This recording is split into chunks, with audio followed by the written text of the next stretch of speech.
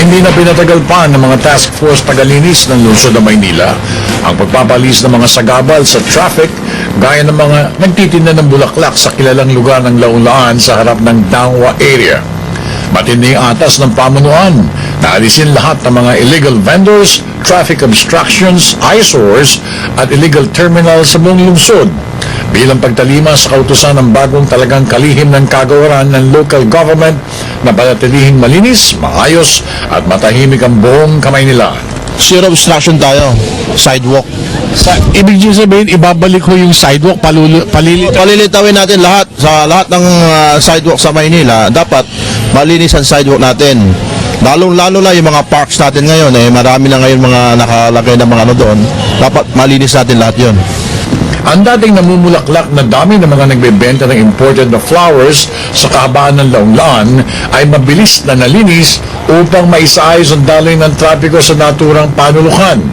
Agad din namang binalaan ni Engineer Alcantara ang mga nagtitinda ng bulaklak sa lugar na tumalima sa atas ng lokal na pamunuan para magkaroon ng kaayusan sa mga lugar na pinagmumugaran ng mga nakausling mga paninda ng mga ito. Dito, binalaan ni Alcantara ang mga businessmen na kanilang kukumpiskahin ng mga ibinebenta nitong mga bulaklak at iba pang decorative ornaments. Agad din naman nanawagan ang ilan sa mga nagbebenta ng bulaklak.